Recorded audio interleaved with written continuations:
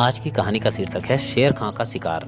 एक बार ना जाने ऐसा क्या हुआ कि विजयनगर राज्य में बेतहाशा चोरियां होने लगी। पहले तो कोतवाल आदि अपने साधनों से चोरियां रोकने की चेष्टा करते रहे, मगर जब वारदातें घटने के बजाय बढ़ती ही चली गई तो बात महाराज के कानों तक पहुंची।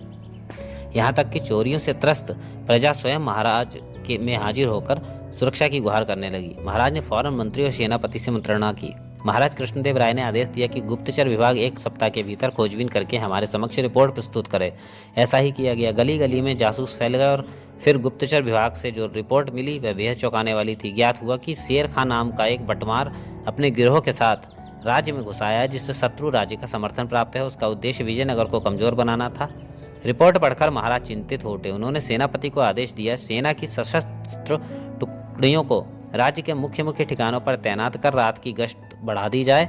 किसी भी अजनबी की पूरी छानबीन की जाए और संदेहास्पद व्यक्ति को तुरंत गिरफ्तार कर लिया जाए। फिर महाराज ने मंत्री को आदेश दिया, पूरे राज्य की पुलिस को सतर्क कर दिया जाए।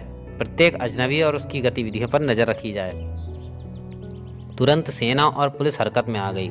लाख कोशिशों के बाद भी चोरी की वारदातें बढ़ती ही चली गईं। इतना ही नहीं, अब तो सुनसान क्षेत्रों में राहजनी की वारदातें भी होने लगी। प्रजा त्राही त्राही कर उठी।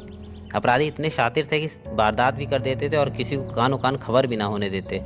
महाराज बहुत परेशान हो गए। एक दिन तो क्रोध में आकर उन्होंने भरे दरबार में सेनापति को इतना डांटा, इतना धिक्कारा कि वह सिर भी न उठा सका। राज दरबार इन घटनाओं से स्तब्ध था। महाराज की गर्जना सुनाई दे रही थी।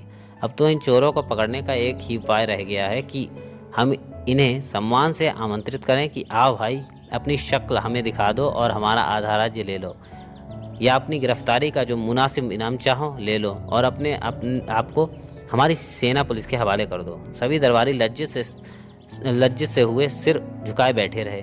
ऐसे समय में एकाएक राजपुरोहित को सूझा कि क्यों न इस संकट में तेनालीराम को फंसा दिया जाए। वह झट से महाराज के निकट पहुंचकर फुसफुसाए, जहाँ हम सब हारते हैं वहाँ तेनालीराम जीतता है। महाराज तुरंत राजपुरोहित का इशारा समझ गए। तेनालीराम का ख्याल आते ही उनकी आंखें चमकने लगी। वे फौरन तेनालीराम की ओर पलट कर बोले, तुम कुछ क्यों नहीं करते तेनालीराम? करूं तो तब नान्यता था जब आप आदेश दें। अपने आसन से उठकर तेनालीराम हाथ जोड़कर नम्रता पूर्वक बोले, माँ काली की कृपा से मैं शेर खां तो क्या उसके पूरे खानदान को बंदी बनाकर आपके चरणों में डाल सकता हूँ। यदि ऐसी बात है तेनालीराम, तो हम तुम्हें विजयनगर का सर्वोच्च सम्मान प्रदान कर देंगे। महाराज ने उत्साहपूर्वक कहा। तब तेनालीराम ने महाराज से 1 माह का समय मांगा और दरबार से चले गए। फिर पलक झपकते ही यह खबर सारे राज्य में फैल गई कि तेनालीराम माँ काली को प्रसन्न करके शेर खां को परिवार सहित बंदी बनाने वाला है। लोगों ने चैन की सांस ली। अब कहीं जाकर उन्हें विश्वास हुआ कि शीघ्र ही उस खतरनाक और चालाक चोर के गिरोह से मुक्ति मिल जाएगी। उधर जब यह खबर शेर खां को मिली, तेनालीराम की नादानी पर खूब हंसा। मूर्ख है ये तेनालीराम, जिस शेर खां को दिल्ली की फौज न पकड़ सकी उसे ये 1.5 पसली का क्या खाकर पकड़ेगा।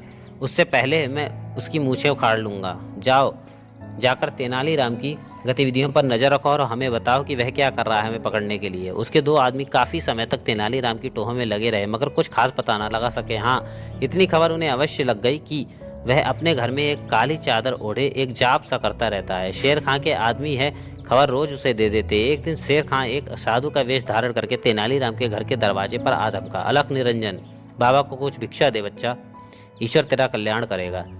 बाबा भीतर से आवाज आई, दरवाजा नहीं खुलेगा, भिक्षा चाहिए तो खिड़की पर आ जाओ। आजकल नगर में शेर खां नाम का बटमार आया हुआ है और मैंने उसे पकड़ने की प्रतिज्ञा की है। कहीं ऐसा ना हो कि वही मुझे पकड़ कर ले जाए। आओ, खिड़की पर आ जाओ। चूहा, ये मुझे क्या पकड़ेगा? न पिद्दी का शोरबा। शेर खां मन ही मन मुस्कुराता हुआ खिड़की पर आ गया।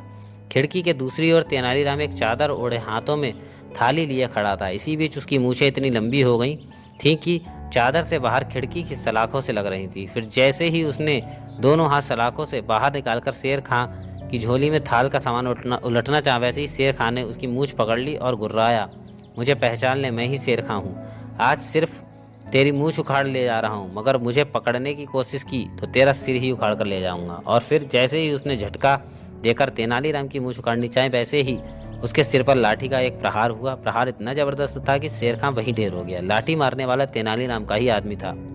उन दोनों ने शेर खां की मुश्कें कसी और दरबार में ले जाकर महाराज के कदमों में डाल दिया। महाराज बहुत खुश हुए। उन्होंने फौरन शेर खां को बंदी गृह में डलवा दिया और तेनालीराम को सीने से लगाकर पूछा, तेनालीराम, पहले हमें यह बताओ कि तुम्हें कैसे पता था कि शेर खां तुम्हारी मूछें उखाड़ने आएगा? शेर खां की पिछली कारगुजारियों से महाराज गर्व से सीना फुलाकर तेनालीराम बोला, मैंने अपना एक आदमी दिल्ली भेजकर उसके स्वभाव का अध्ययन करवाया, जिससे पता चला कि वह अपने शत्रुओं की मूछें ही उखाड़ता है। बस इसलिए मैंने उसे परिवार तक ललकारा और वह आधमका मेरी नकली मूछें उखाड़ने। मैं पहले ही जानता था कि वह बदला लेने जरूर आएगा। महाराज कृष्णदेव राय ने गर्वपूर्ण नजरों से दरबारियों की ओर देखा।